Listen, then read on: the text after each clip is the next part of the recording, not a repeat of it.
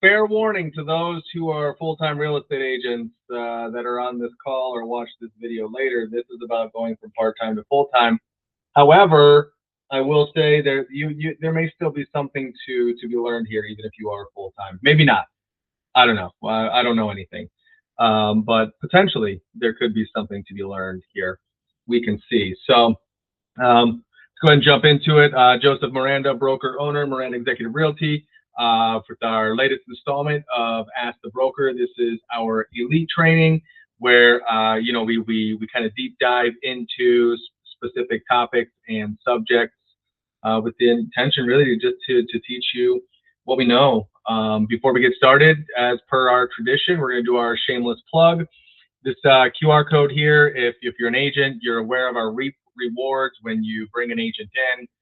You get revenue share once those that agents start having sales.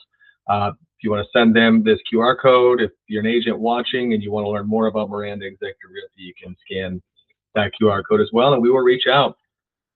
A little bit of house cleaning. Reminder that I'm a real estate broker and a real estate broker only.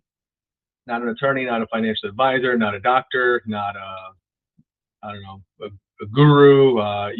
Just real estate broker. So make sure that you're seeking out proper counsel from the proper professions. What I'm saying here is just my opinion. I will say it's my best practices and what I've observed over the years. But, again, none of this is meant to be financial, legal, medical advice or, otherwise. Please seek out, further counsel if so necessary. And last but not least, if you have questions or comments, things to add on, you can always put it in the chat box over there. There's a little message box. If and then once I finish my thought, be happy to answer the question or address the thought. And otherwise at the end we'll also do questions and answers. So if you want to just write it down or just kind of pin a note for yourself when we get to the end, you can ask questions. And I would be curious how comprehensive some of you think this is as we go through. If there's something that we missed, I'd love to know it, because we want to create kind of a flow or a checklist, or create something for agents that do want to go from part-time to full-time. I think that, and it's important that you follow a blueprint, something that's time tested. So all right, let's jump into it. So not as easy as it seems, in my opinion, to go from being a part-time real estate agent to a full-time real estate agent. I don't think everybody wants to be a full-time real estate agent. I think some people probably are happy. It's a side hustle, it's a second job, it's supplemental income. Not everybody necessarily wants to sell real estate full-time, and I think that's okay. And again, for the part-time people or the full-time people, there may still be some things that you can implement in your own business that are helpful regardless, right? Because if you've worked with me long enough, or you've listened to me long enough, we kind of cover a lot of the same things. We just, look at things from a different angle, right? We'll take a different approach, or we'll prioritize things differently because of the goal that we're trying to achieve. So the purpose of this training or this discussion is really to talk about, going from part-time to full-time. Rule number one, and this is going to sound very basic, it's going to sound very simple, but I've seen more than a few people make this mistake. And what I'll tell you is, don't quit your job. Rule number one, do not kill the goose that lays the golden egg. This is not Field of Dreams, and we are not Kevin Costner. If we build it, they might not come. I know that, I've spoken with a lot of agents, and, in the beginning, when they first get their license and they first hang it up, or they hang their license somewhere, they really think that their friends and family are going to be their best advocates.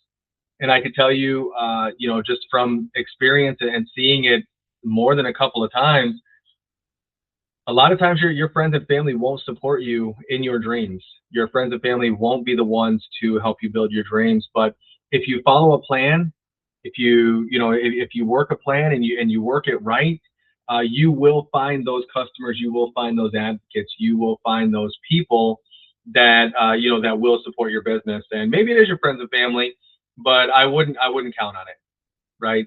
So don't quit your job. You're starting a business, but it really, in my opinion, you should start real estate part-time. Unless you don't have a job and you want to just kind of jump into it. You don't need a job, that's different.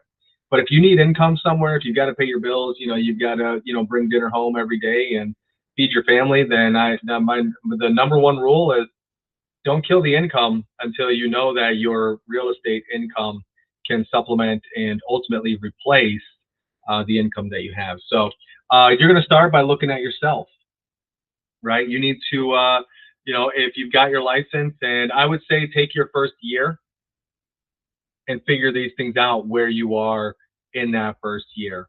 Number one is the hours. How many hours currently? If real estate was a part-time job, how many hours would that part-time job be on a daily basis? Right. This to me is the biggest area where people fail. They don't put the time in because there's no boss, there's no time card, there's nobody telling you that you need to be somewhere at any certain time. It's discipline, right? And it's a structured discipline. It's a structured part of your day, right? We talk about the 5 steps, the sales process from getting the lead and taking it all the way to closing. Well, all of those steps inside there need to be in your day because that's your job. Right, those are the things that you need to analyze, right? The other thing, support and guidance is, that's great. You get that here, but you do need support and guidance. But moving past that one, your deals, looking at your transactions for the previous year, where did they come from? Right, because you're going to need to build on that. The most important question, do you enjoy this? If you don't love it, then maybe it's not the right thing for you to do full time. Right? Maybe it's not something that you want to do full time. If it's not something that you love, and if you're kind of dreading doing some of these activities, figure out why. And if it's the profession, then it might not be right. You really should love what you do. I can say for myself, I absolutely love what I do in real estate. There's no question. There's nothing else I could see myself doing other than this.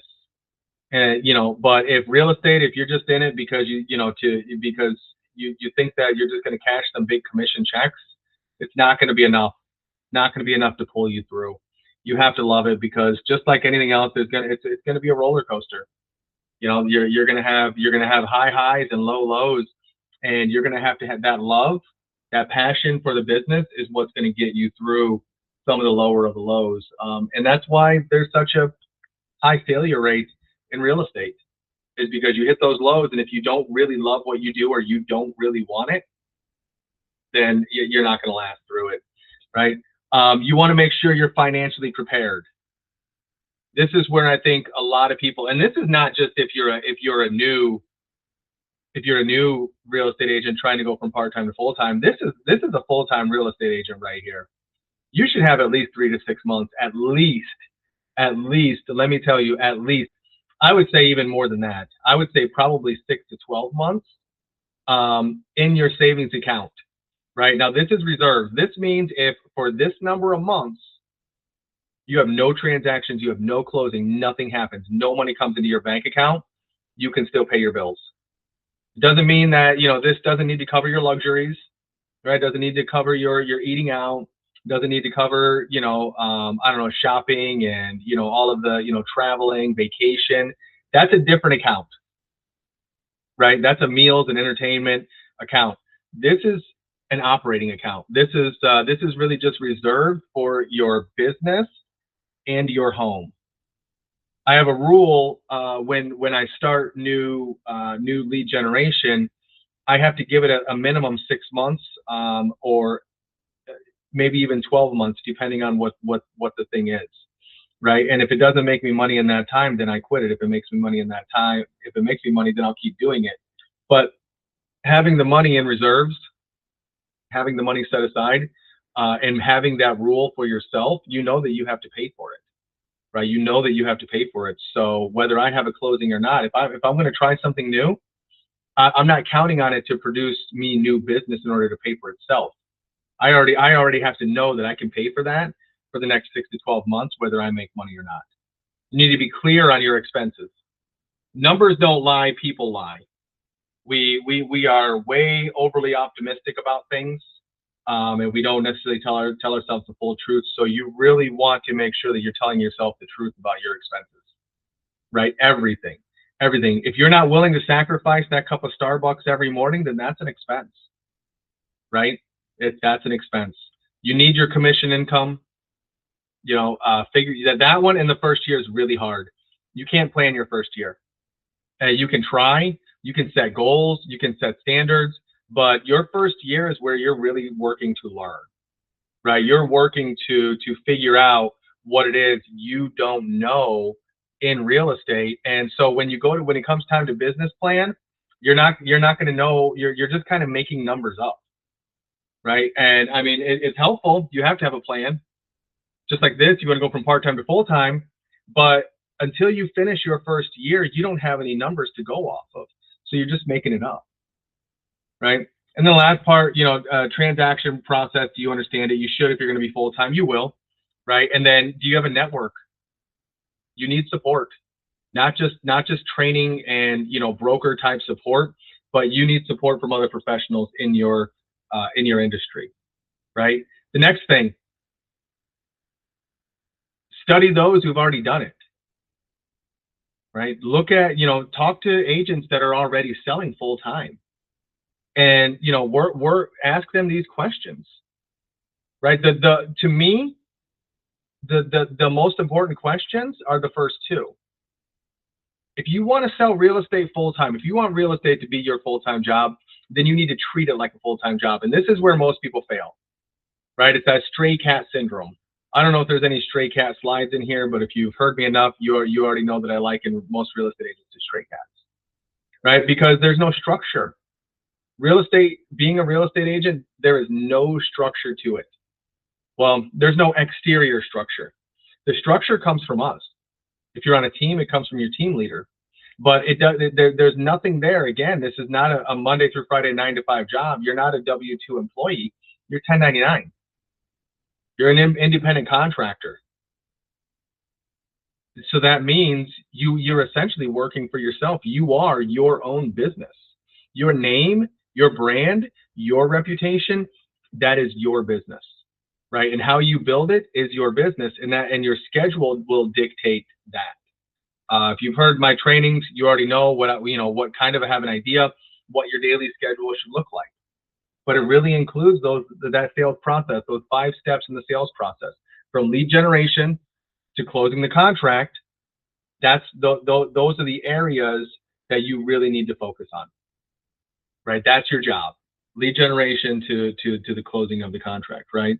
So, and then think about where you're at. Where are you at? What brokerage, what company are you at? What is your support team, right? Because the broker does matter. The broker really does matter, because new agent, we're talking about a part-time agent. Most part-time agents are newer agents. Most part-time agents that have been part-time for 10 years probably are not looking to sell full-time. They have something else going on. It's just a supplement to their income. But if you're a new agent looking to go, you're going to start part-time no matter what. You're going to start part-time because likely the income is not going to be there day one. So it's going to be a part-time thing. But does the brokerage, does your company support you? Do they give you the tools and the support that you need in order for you to be able to take this venture from part-time to a full-time venture? It's very important. You go to a 100% company, you get what you pay for. If you're at a 100% company, that 100% company is giving you exactly what you're paying for. Probably not much. You're not going to get the support. You're not going to get, the guidance, the assistance that you need when you need it. Maybe they've got, some level of support, but, if you're not paying for it, then how are they giving it to you? Somebody's working for free. Everything has a cost. Time, resources, materials, labor, they all have a cost. So if you're at a 100% company with super low fees, they're just not able to offer the support that maybe somebody that is, trying to transition from part-time into full-time would need. Now, once you've been selling real estate for a long, long time and you don't need any support, you don't need any tools, any resources, then yeah, maybe, maybe 100% makes sense. But I'd say in the beginning, if you're selling real estate part-time, 100% I don't think makes sense. Unless somehow you're able to just figure it out, which some do. What about your systems? You got to look at your systems. You got to look at the things that are helping to operate your business. Number one, I talk about it all the time. Your central command, right? Your CRM. This is a must. This is a non-negotiable to me. Doesn't matter what CRM you use. It just matters that you use the one that you have, right? Some, there's all different types of CRMs, but some do more than others. Some cost more than others. Pick one that you'll use and stick with it. You need that. Website's very important. You are a business. You need a business, right? Or you need a website, right? Emails. You have to have a presence. You have to be able to send people to your website, right? So once you've got this base or this foundation set up, then you've got to take a step back and say, okay, how am I going to do this? Let's say you get through the first year. Now you're going into your next year, and part of your next year's business plan is to take you from part-time to full-time. After the first year, you've got all your metrics. How you should have a structure to your day. How much time you're on the phones, lead generating, lead following up. How many appointments you're going on average per week, right? Based on those appointments, how many contracts you're writing and how many contracts got accepted. And all the way at the end, how many of those contracts are getting over the finish line to closing, right? You're through year one. Great. Now you have some metrics. You have some numbers to look at. Now what do you need to do? How do I scale it? Right? Figure out how you're going to scale it. And some of those things, you're going to set goals. So coming into year two, the end of year one, we do business planning in November here, so that we have it ready by January of the next year. But these are some of the goals you need to look at, right? These are some of the things that you need to look at, and you need to set goals for yourself in these things, right? Income being probably number one. How much money do you want or need to make, right? What is your break-even $0 amount that pays for everything you're doing in your business? Fees, association fees, brokerage fees, all of the systems, all of the tools that you're using. Are you buying leads outside somewhere else? Are you paying for printing? All of these things. Your gas for your vehicle. Did you put go out and buy a vehicle in your company name? All of these things need to come into that, and you need to figure out, okay, well, how am I going to pay for this now? Right? Or how have I been paying for this, and how much does it take for me to continue to pay for this? Right? Once you have an idea on this, you're going to go to your business plan. Again, we do this in November. Highly encourage new agents that come into our office. We give them the template and the outline for the business plan. It doesn't need to be complicated. It doesn't need to be, some quantum physics formula for a business plan. But you need a plan. You need a plan, right? If you go into this without a plan, maybe you make it. There's nothing that says you don't, right? There's nothing that says you need to create a business plan, but a business plan is going to probably help you figure out the things that you haven't thought about. It's a big venture to go from part-time real estate to full-time real estate. It's a big step. I don't know if we have anybody in this call. I guess we've got a couple people that do real estate here full-time, so they know. I think everybody probably starts out part-time, right? But you got to have your goals, right? You got to have your strategy. You got to have a budget. You have to have these things together, a business plan, and then not just year one. It's not a business plan that you create, you design, and you make it year one. I do a business plan every single year. Now, my business plan now is different because I'm a broker. But when I was an agent, right, it was geared around those exact same things. A business plan is very important. It's going to help you think about, okay, how many calls, if you're calling, right, how many calls do I have to make to get an answer? How many answers to have a conversation? How many conversations to get an appointment or a follow-up, right? How many follow-ups to get the appointment, right? How many appointments do I need to go on to get a contract, the first contract? How many of those first contracts do I need, which is the exclusive, to get to the second contract, which is the as is? How many of those close? Right? And if you can work those numbers out and you say, okay, it takes me 2,000 phone calls to get one closing. Now you have a system that scales, and it should improve, right? Over time, it should go from 2,000 to maybe 1,800 to 15 to 12 or whatever, whatever that scalability is, or skill building is for yourself, right? But if you know your numbers, then you know where you need to improve, right? Less dials to get more answers. How do I do that? Right? More answers, more conversations. How do I get them to engage in that first conversation initially? Where am I missing it in the follow-up or in the appointments? But these numbers will tell you. These numbers will tell you, right? Get your business plan. It should be really right towards the beginning of this whole thing. You can use the company business plan we have here. You could probably go online and find one. You could probably have Chat GPT or Gemini create a business plan for you. Right? You could go in there and tell it, ask me a series of questions, ask me 20 questions. I don't know however many questions you want it to ask you. Ask me these questions and create me a business plan. It'll do it, right? And are there certain things that you want to include in there? Make sure that it includes that, right? Include these features in my business plan and build it out from there. It's getting a lot easier. AI is really making things a lot easier. Our business planning in November will probably be different than we've ever done before because of AI. Everything's changing. You're saying in a couple of years, our phones won't even have apps on them anymore. Our phones will just be powered by AI, and we'll tell it to do something, and we won't need all those apps to do the things that we're doing. It's going to be a whole different phone. We won't have the grid of those things on there, right? But that's a different story. All right, you've built your business plan. First thing you should do, now I told you these people ain't going to support you, but you still need to let them know. Because in the beginning, if you've never sold real estate, if you've never done anything, and people know that you're a brand new agent, they're going to do one of two things.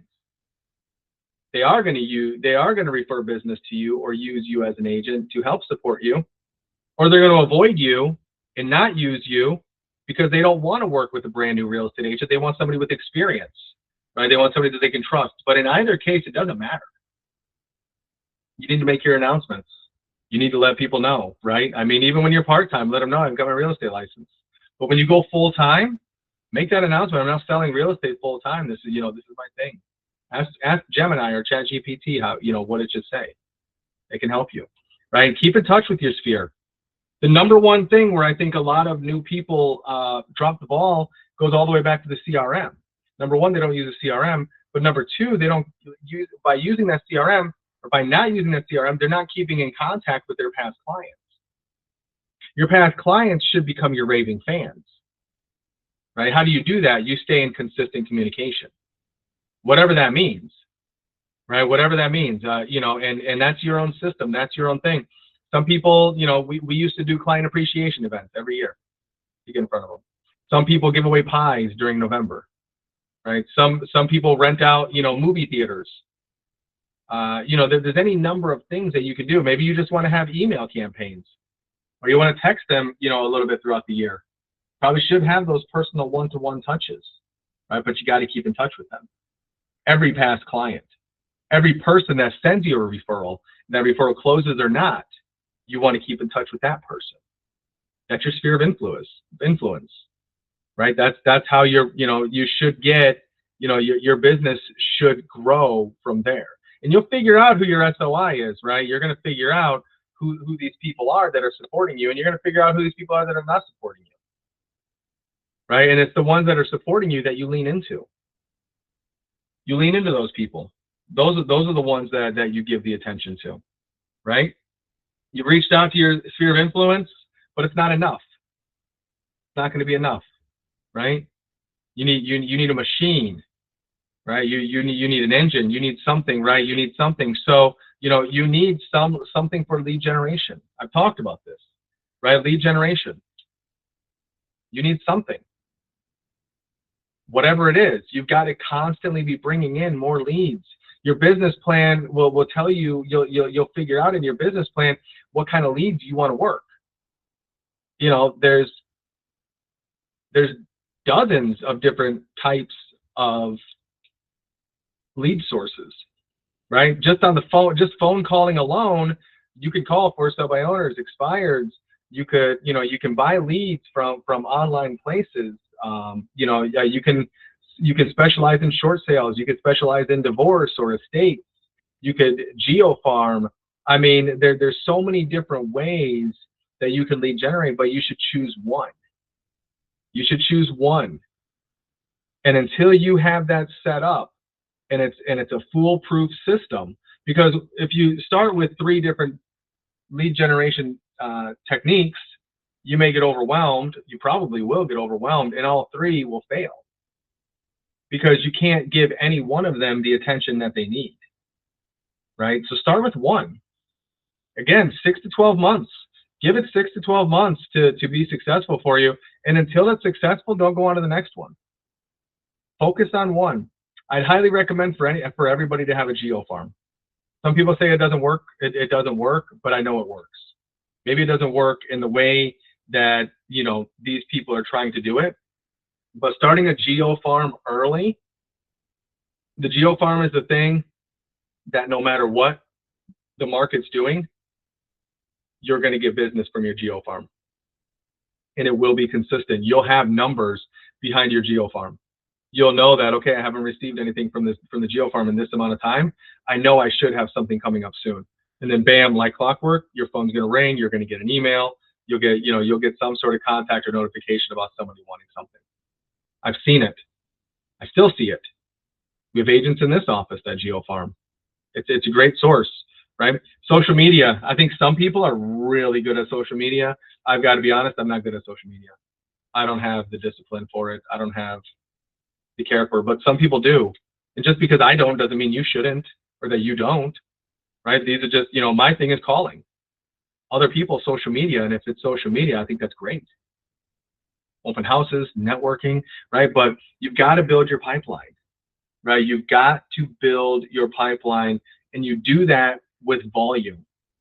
You don't say, oh, I have one lead source and these leads all suck. Keep going. That means it's not. Number one, there's no such thing as a bad lead, just bad timing. They have a roof over their head, or at some point they're looking to move. If they're a renter, they're looking to buy. If they've got kids, maybe they're going to downsize someday, right? If their kids just moved out, like, I don't know, like whatever it is, but it's a matter of volume. It's a matter of volume, and it's literally a pipeline. Like, imagine a pipe, and the leads are just dropping in, right? The leads are just dropping into this pipe, and imagine it's a gutter, and you've got that downspout, right? And it's all getting clogged up. It's all clogged up. You got all these leads and all this follow-up, and and you're talking to them, and you're getting some appointments, but you're not getting anything. There's going to be a point where that pipeline just clears out. It's going to clear out. You're going to get contract, closing. All that work. It's not for nothing. It just takes time. It takes time. The average conversion cycle is probably 3 to 4 months, and that's from the time that the lead comes in. It's a lot of conversation, a lot of follow-up in between, and there's a little bit of a heartache involved in there as well, because if you're talking to them, somebody else is probably talking to them too, right? But this is why you need to master your time management. You've got to work on time management. And if you're any agent that's selling real estate full-time, they have a system. Whether they know it or not, they may not have a documented system, but there's something somewhere that they have a system. They have a way that they go about things. They know when they come into the office on Monday morning, these are the things I need to do. These are the things I need to accomplish by the end of the day, right? How do they know it? I don't know, right? I don't know. I know how I do it. I know how I manage my time, right? Sunday night, every Sunday night, well, not every Sunday night, most Sunday nights, I brain dump. I literally brain dump. I get my notebook out. If you ever see me with a notebook, you could ask me, Joe, let me see your notebook. In there is just a bunch of stuff. My life is in my notebook, right? Because that reminds me of what to do. Sunday night, I brain dump, write down everything. And I've got my board here, and it's got different people that are in different different time frames, I guess. I don't know if that's the right word. It's not the right word. different progressions along the line, right? People I'm just talking to, listings that I've got, agents that we're talking to, so all these different things, right? And I'll look at them and I'll just memory jog. I'll just do a memory jog, like, okay, where's this one at? What do I need to do? And whatever I need to do, if it's not in my notebook already, I'll write it in my notebook. From there, and I literally do this. This is what works for me, and I would suggest do some iteration of this. You don't have to do it just like me. You don't want to brain dump, I don't care. You don't want to have a notebook, I don't care. Like, do it whatever works for you. But then I put it through the matrix. Through this matrix. And every task for the day is put through this matrix. Right? Urgent and important. You better do it right now because it's urgent and important. Not urgent, but important. Right? You got to schedule it because it's not urgent. It's not urgent, so you will keep putting it off. Not urgent. There's nothing urgent about it. And the not urgent might become urgent someday. Right? Urgent, but not important. Somebody else can do it because it's not important. Who's the most important person in the business? The owner. That's you. You shouldn't be doing unimportant jobs. You shouldn't be doing these jobs. You should find somebody else to do it. Transaction coordinator is a great example of that. Right? A transaction coordinator does all of the urgent things, but most of them are not real important. Right? I mean, they are important, but they should get to them before they're important. Right? Reminding the lender or the agent about, certain timelines. Hey, inspection deadline's coming up. Anything going on with that? Anything we need to know? Anything we should be, or are we just going to let it pass? Right? It's not important because an issue didn't come up. But later on, it might become urgent and important because the ball got dropped on it and, we missed the timeline or today's the deadline. Right? So, delegate it. And if it's not urgent and not important, then why is it on your list? It's not urgent. It's not important. So what can it be? What could it be? I don't know. I mean, even taking the garbage out, right? To me, that's urgent and important because we have a large household. So if we miss a garbage day, our garbage cans are going to be full before the next time they come around. So that's urgent and important, but it's garbage, right? So if it's not urgent, not important, then what is it? Then what is it? Why is it on your list? Maybe you just cross it out, right? And then you number them. I number mine. So I'll go along and I'll just put numbers, right? The urgent important is number 1, right? Urgent, unimportant, number 2. Not urgent, but important, number 3. Delete it. I'll probably just cross it out, or maybe sometimes I just leave things on there. And then when I start a new page, it'll just roll over because maybe now it's important. Maybe before it wasn't. Right? But I'll tell you this, one thing that I realized is number 3 is the most important. The not urgent and important, those are the things that move the needle. And I've said that before, right? Business planning is not urgent, but it's important. Right? Your daily schedule, right? It's not really urgent. Like there's nothing that's going to happen if you don't do it. If you don't do your lead generating in the morning, no, the lead generation police aren't coming to knock on your door. I'm not coming to knock on your door, right? Because it's not urgent. I mean, it is important, right? But it's not urgent. So, but later on, your pipeline's going to dry up because you're not feeding that pipeline. What about your annual exam? Nothing urgent about going to the doctor, getting your annual exam, getting your blood work done. There's nothing urgent about that until it becomes urgent. Until you have a health crisis and you realize you ain't been to a doctor in 5 years because it was never, it was never urgent. It was just important. So it just kept getting pushed off and pushed off and pushed off. Right? Maybe, you hope to do it every year, catch those things early. Maybe they never become a big issue. Right? But you go over time, they become a big issue. And that's like everything else. The not urgent but important. That's where people miss it, I think, most of the time, where that's the thing that moves the needle. That's the one that changes your life. That's the one that really needs to be, and it's the things that maybe we don't want to do. Go to the dentist, right? Unless you got a toothache, but if it's just for your 6-month cleaning, probably not urgent, but it is important, right? For what reason? Because if it's not urgent now, you didn't get your cleaning, maybe there's some buildup that should have been scraped off with that metal hook thing they do. and it didn't get scraped off, and it turned into what? It turned into a cavity. Now you got a toothache. Right now it's urgent. This tooth hurts. Right, get me in today. Can't get me in today. Why not? You know, I've been coming here for years. Help me out. Right? Then you got to learn. Right? You have to work on your education. You want to be the local expert. You want to be that go-to person. Maybe your social media posts should have some, you know, should drop a little bit of knowledge every now and then, right? But you should know what's going on in your market. Like what's the most common question they ask? Hey, what do you do? I'm a real estate agent. Really? How's the market? You should be able to answer that intelligently, especially in the beginning. If you've been doing it a while and you have a reputation as an agent, maybe you're the instant expert because people know, hey, we've been doing it for a while, right? Been seeing all these things, been whatever, like, you know, whatever you answer might just sound good, and you probably know how to answer it even if you don't know how the market really is. But if you're new, you should know the market, and you should know how to read the charts and graphs and the trends and really know what's going on, right? And that's going to serve you down the road.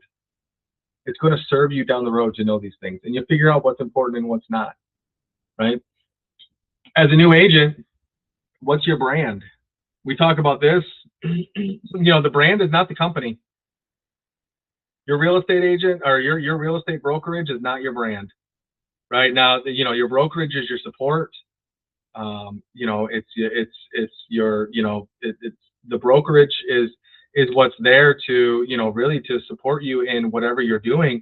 But you have a personal brand, and you have to figure out what that is, and you have to build your personal brand. People don't hire the brokerage; they hire the agent. 100%. They don't. They do not hire the brokerage. Most people couldn't care less what brokerage you're with. I don't know if I've ever walked into a listing appointment and they've said, "Oh, well, you're with the wrong brokerage. I'm not going to hire you." Right? It's not the brokerage. It's the agent. It's your brand. It's your reputation. You know, it's what people know about you. That's why when you leave your brokerage and you go to another one, your past clients should stay with you and not say, "Oh, well, you're not with, you know, you're no longer with this brokerage, so I'm going to stay with another agent that I never met over at this brokerage over here." They're probably not going to say that. You know, you're going to put out an email, "Hey, I just switched brokerages, da da da da da. Here's my new this, here's my new that. Changing brokerages sucks because it's a lot of work. I hope I never have to do this again." You know, but when you do, if you've done a good job, like I said previously, keeping in touch with your past clients, they should follow you. Those are your clients for life. Your SOI, that's your SOI for life. Unless you choose to neglect and abuse them, right? Unless you choose to forget about them and just not even acknowledge that they exist, well, then that's different, right? But if you've kept in touch with them and you've been doing the things, then you're their real estate agent. When people think about who's your real estate agent, it's you. It's you. They don't say, "Oh, well, you know, my real estate agent's at MX Realty, whoever they give me." They don't say that. Say it's you. You're the real estate agent, right? Who's my agent? My agent's Anna, or Jeanette, Antonio, Cheryl, right? Veronica, Noah, whoever it is, right? That's who they're saying. You're their agent, right? That's who the agent is. So it's not, you know. Don't get me wrong. I love our brand. I love our logo. I love the gold ring around it, like all those little weird things. I'm like, wow, this is really cool, right? And the broker's logo and information does need to be on all of your advertising. And there's certain ratios that needs to be in relation to your own branding and your own stuff. But the brokerage is not your brand. You are your own brand, right? Whether you focus on luxury, you know, whether you focus on, you know, maybe you focus on first-time home buyers, right? And you know, that's your thing. The thing that people, when they say, okay, you know, John Smith, realtor, you know, what does he specialize in? Maybe you don't have a specialty. Maybe you just have a skill, right? Like I tell people, my strength is strategy and negotiation. That's it, right? Strategy and negotiation, like that's my strength. You need a strategy, you come to me. You need some negotiating, you know, some negotiating tactics, you come to me. Like that's my thing, that's my strength, right? What's your strength? Build your brand around that, right? Don't build your brand around your weaknesses, thinking that you're going to take a weakness and make it into a strength. Probably not, right? Like Fish isn't going to fly. Fish's strength is swimming. So if he's gonna brand himself, right, he wouldn't be a flying instructor. He's a swimming instructor, right? So just keep that in mind. Make sure your online presence is strong. You want to have a strong online. Look, you don't have to be a social media master, but you should have social media accounts. And when we did our branding training where we talked about that, you got to decide, are you going to have one social media? Like, is your Facebook going to be only your personal and you're going to put your business in there? Or are you going to have a business Facebook page and have a personal Facebook page and keep those separate? Same thing for Instagram, same thing for all of these, right? How are you going to manage that? Figure that out, right? But you need to make sure you have an online presence. Even if you don't post on social media, go into Bold Trail, set up your automated postings, right? That's what I do. And then stuff just posts whether I post it or not, right? Now, if I put stuff on there, that's extra, that's nice, but you want to have activity.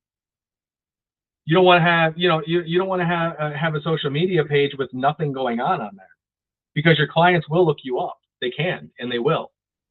They're going to look you up, or your potential future clients, I should say, will look you up.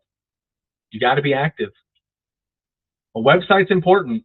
I don't think people put enough emphasis on a website. Not that it's necessarily a big marketing or lead generation tool, but it's something that gives you credibility. It lends credibility to what you're doing. If you have a professional website, it's going to lend credibility. Like, what company doesn't have a website? Could you imagine, like, you go to any of these places where you I don't know, have your car worked on, or somewhere that you shop, or even a restaurant that you're going to go eat at, and they don't have a website? Wouldn't that be kind of weird? I think. So if you're a business, you should have a website. It doesn't have to be some robust, crazy, example of a website, but you should have a website. And you should have a personalized URL, right? When you get the website through us, I think it's like your first name, last name, .mymxrealty.com. It's great. You have a website, but you should now take it a step further. And in the tools there, you can buy a URL, or you can just go to GoDaddy and buy a URL.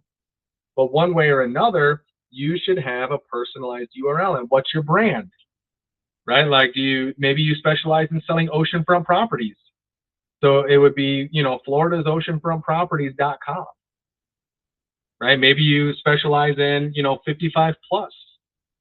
So, I don't know, John sells 55plus.com, whatever you want it to be, right? But it should be a reflection of your brand, right? And I mean, we could go really deep into branding. We could go really, really deep into branding, but we're not going to, right? Again, coming back to your clients, make sure your relationships with them remain strong, right? I think we've hit on this a lot, but it really is a very big thing. If we're talking about going from part-time to full-time, it's massive. It's massive that you learn very early on. Keep in touch with all of your clients as they progress, right? Once they're closed, that doesn't mean I'm done with you. Transaction's done, we're over. Turn them from a client into a raving fan, right? A raving fan will do what? Will continue to give you referrals, right? We'll call you for everything related to real estate. I have one guy that has me in this group, and all he does, he's not even a real estate agent. All he does is just like post all this real estate stuff. I don't know why he does it, but he recognizes me as a realtor, and he put me in there, and he just posts all his real. I don't know why he does it, but I'm like, okay, cool. I comment on it, or I'll give him a thumbs up, or whatever it is. But but you need people to remember that you're a real estate agent. If you close and you never reach out to them again, when they might not even remember who was our real estate agent when we bought this house? Oh, it was so long ago, I don't remember.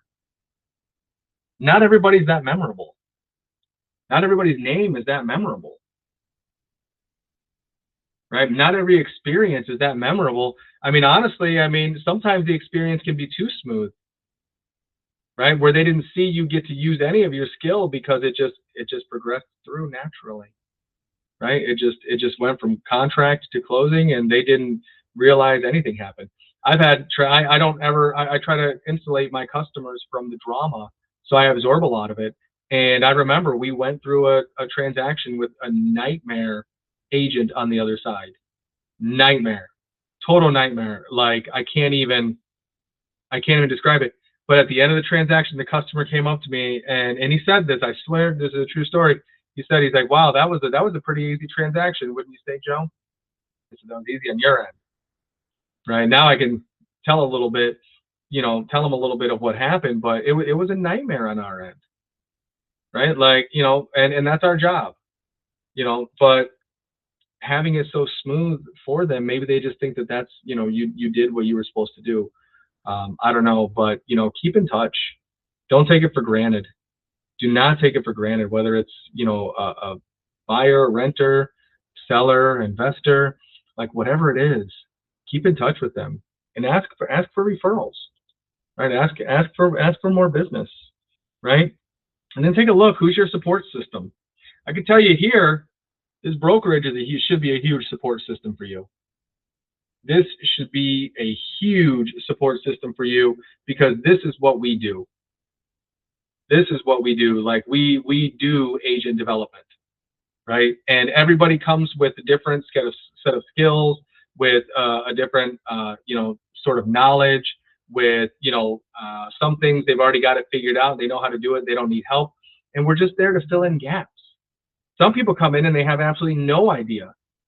And we've got to help them from A to Z, right? Soup to nuts, from beginning to end, right? But it doesn't matter. We're here to whatever capacity that you need, right? But you've got to go beyond that. You've got to go beyond the brokerage, right? Maybe you want a mentor, you need a mentor, right? Accountability partners. You can find somebody in the brokerage to be your accountability partner, to do scripting with, to make sure that you're doing your calls every morning, right? To make sure that you're doing these certain actions at whatever, consistent basis you're supposed to be doing it with. Real estate communities, right? Build your network of people in the industry. Not, real estate agents are good to know, but, build your network with other people, lenders, title, insurance, inspectors, like all of those. You should have an arsenal of those. They all want to meet you. Go meet them, right? And build those relationships. Again, that's part of your sphere. If a lender gives you business, then that's definitely part of your sphere, right? It's definitely part of your sphere. What about industry connections? Again, networking. I don't know. Go meet people. Go talk to people, right? So what do you got to do, right? And we talked about this already, but you've got to figure out your that break-even number. At the end of all of this, you need to know your break-even number. Numbers don't lie, people do. You got to be honest with yourself, right? Build that pipeline. Build your pipeline. And not just close consistently, but be consistent in all of your actions. If it's a part-time job, then tell yourself, okay, every day, here's my hours, right? And in these hours, this is my job. And if you don't know what to do, you go back to the sales process. Lead generation. If you don't have anybody to follow up with, if you're not going on appointments, if you don't have any contracts, then you should be lead generating.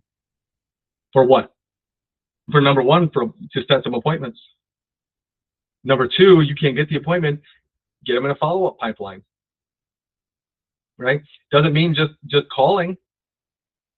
Lead generation isn't just cold calling. Now for me, it's calling. That's what I do. But again, maybe you go door knocking. Maybe you farm a neighborhood.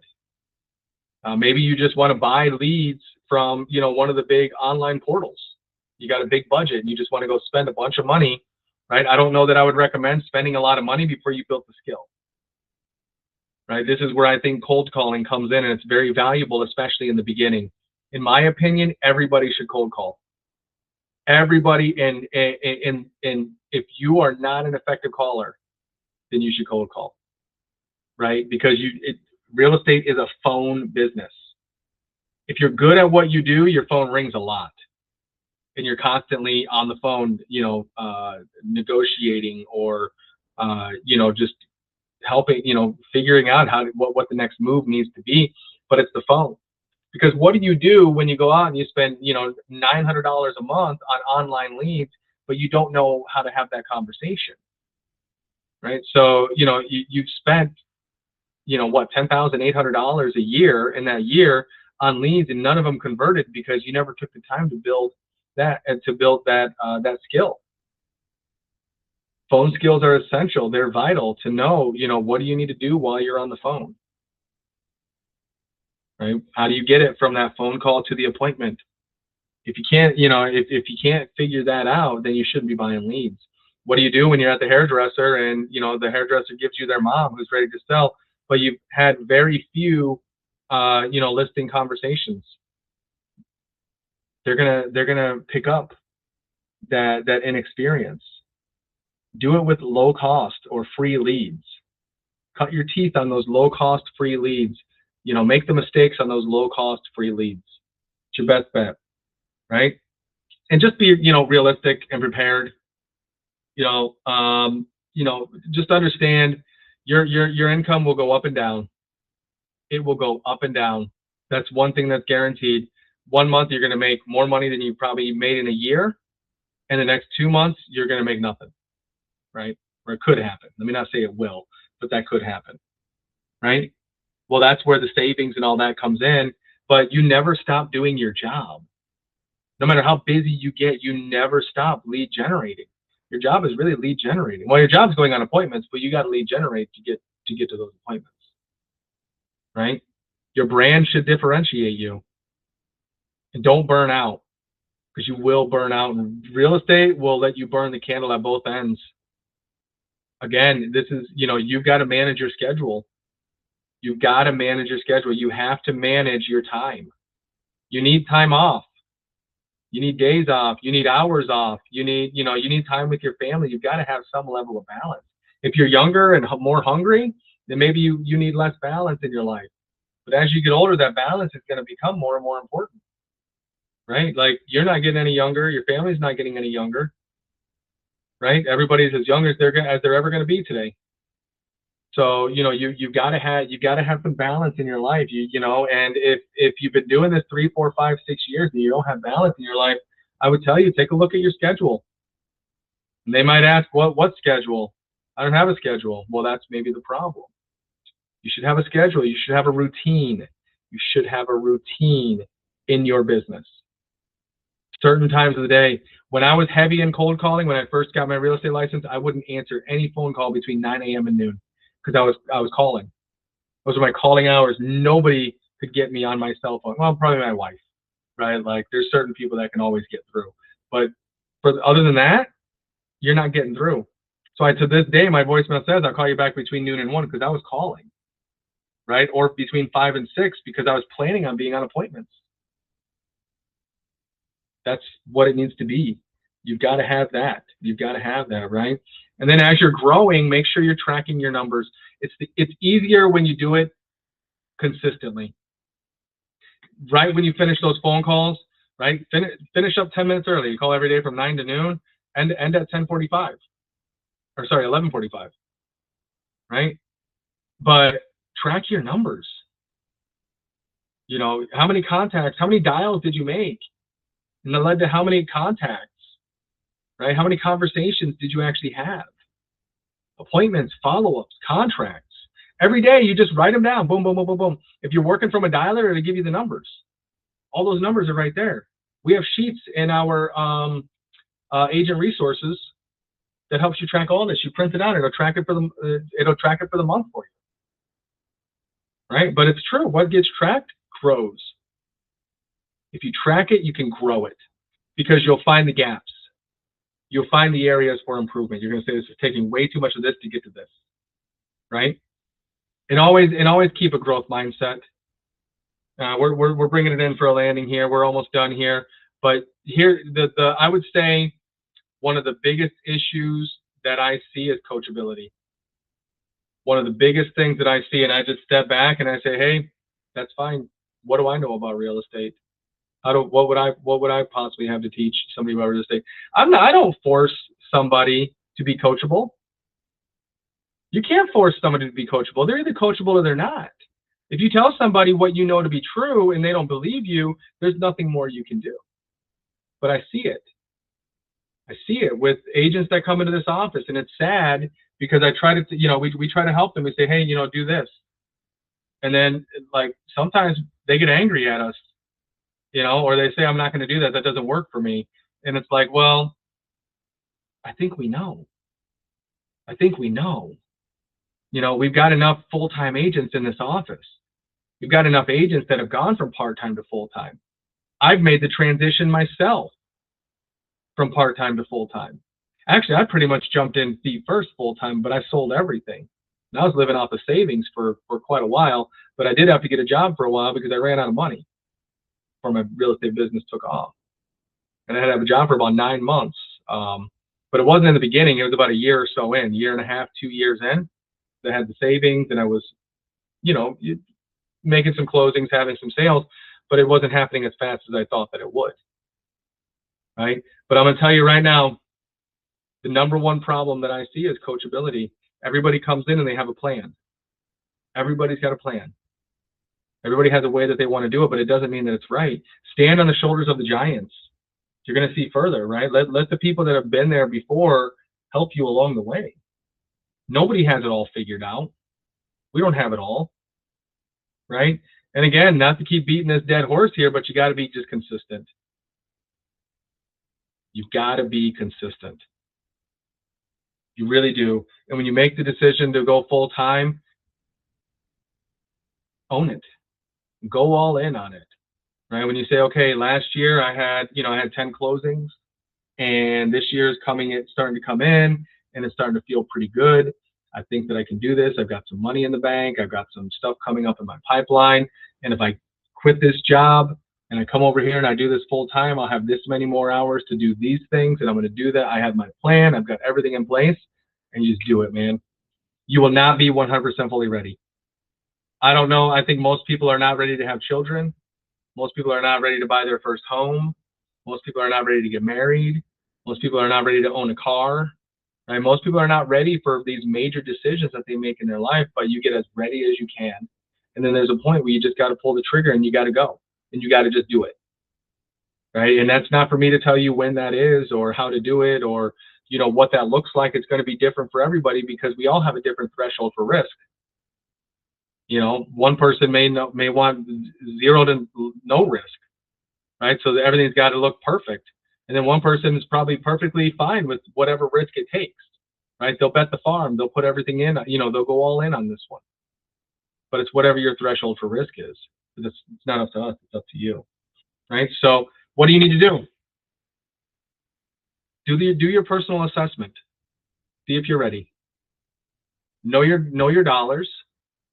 I would say it starts with knowing how much you need to break even in your business and personal life.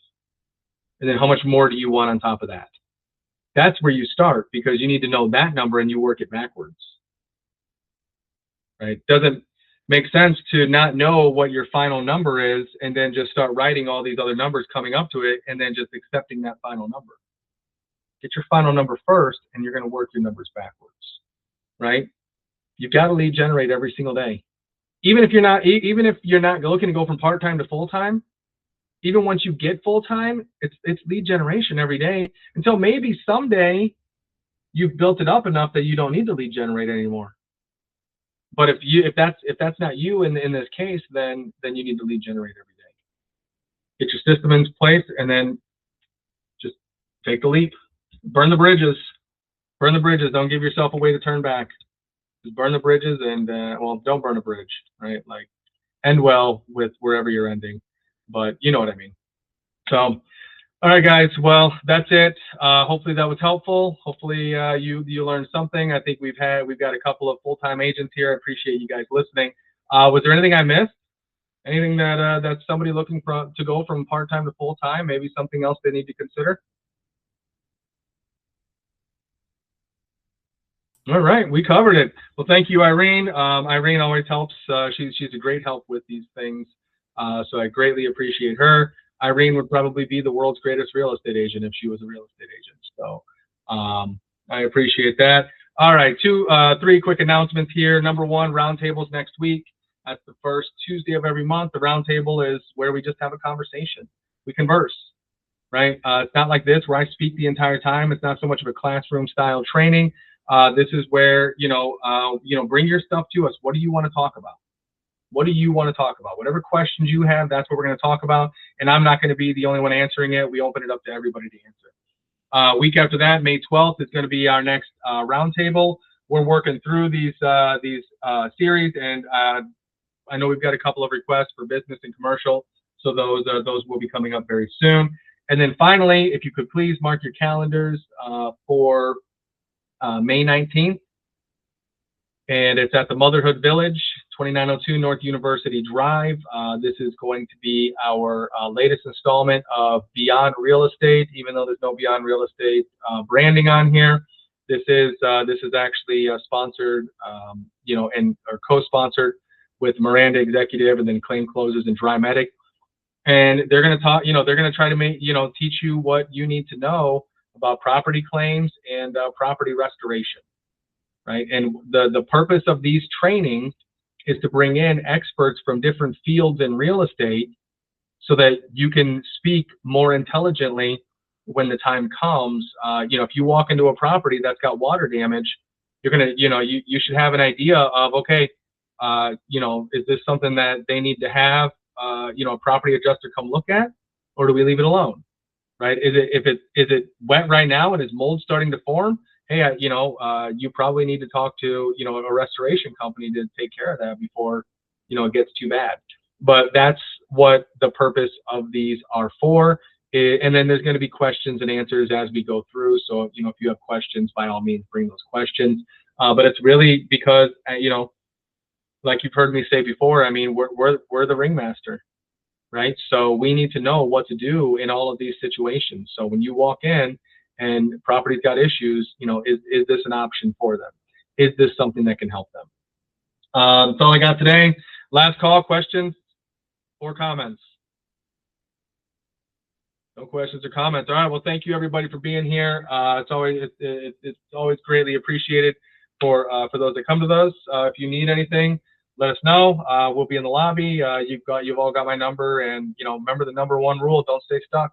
If you need anything, just let us know. Take care, everyone. Bye.